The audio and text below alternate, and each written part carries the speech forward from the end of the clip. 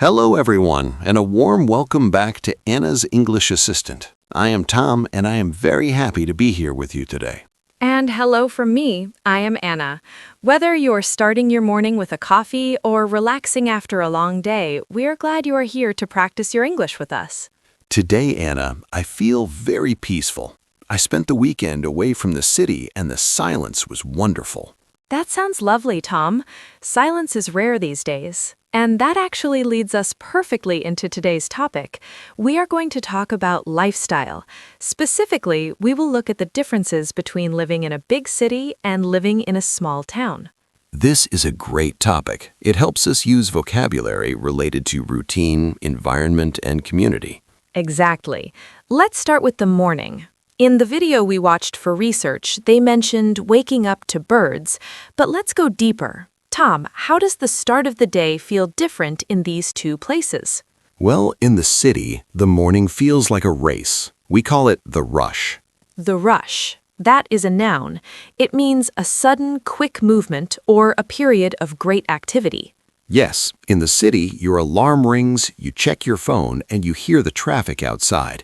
You grab a coffee and run to the subway. It is energetic, but it can be stressful. Now imagine the countryside. The start is slower. You might not hear traffic. You might hear the wind or just silence. And the pace is different. Pace means the speed at which something happens. In a small town, you might drink your tea on the porch and watch the sunrise before you even get dressed. That sounds delightful. Now let's talk about the people. This is the most interesting part for me. In English, we have a concept called anonymity. Anonymity. That is a big word for B1 learners. Can you explain it, Anna?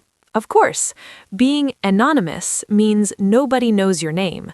In a big city, you are surrounded by thousands of people, but you are anonymous. You can walk down the street and nobody stops you. That can be a good thing. Sometimes you just want to buy milk without talking to anyone. True, but in a small town, you lose that anonymity. You are part of a community. In a small town, if you walk to the post office, you'll probably see 5 people you know. You have to say, "Good morning, Mrs. Miller," or "Hello, Bob." It connects you. In the source material we looked at, they used the example of borrowing sugar. It's a classic example. If you're cooking and run out of sugar, what do? In the city, you run to the supermarket. It's transactional. You pay money, you get sugar.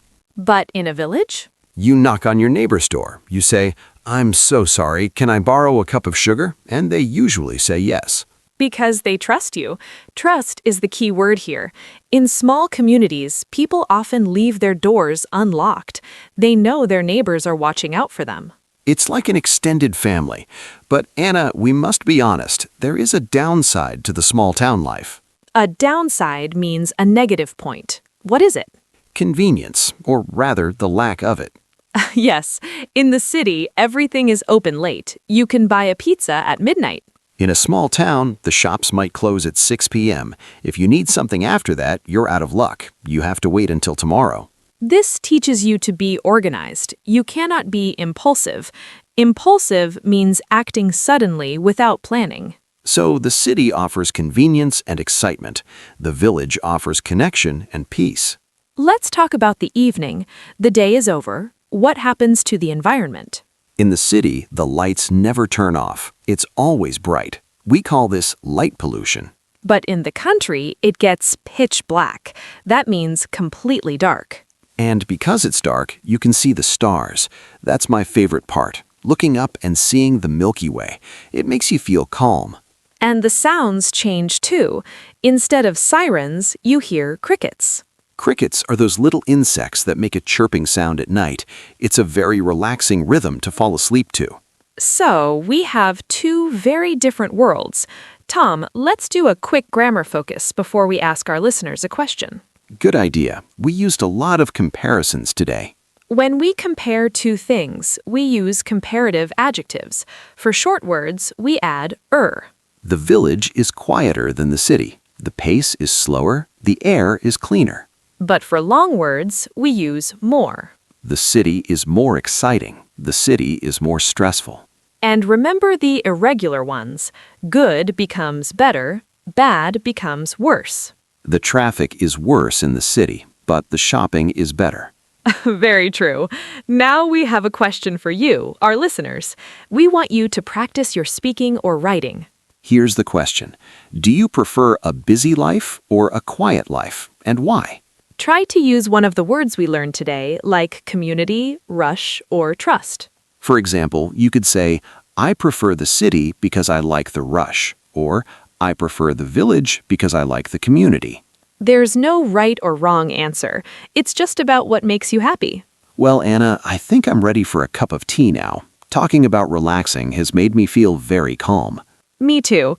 Thank you all for listening to Anna's English Assistant. We hope this episode helps you describe your home with more confidence. Don't forget to practice your answer in the comments or in front of a mirror.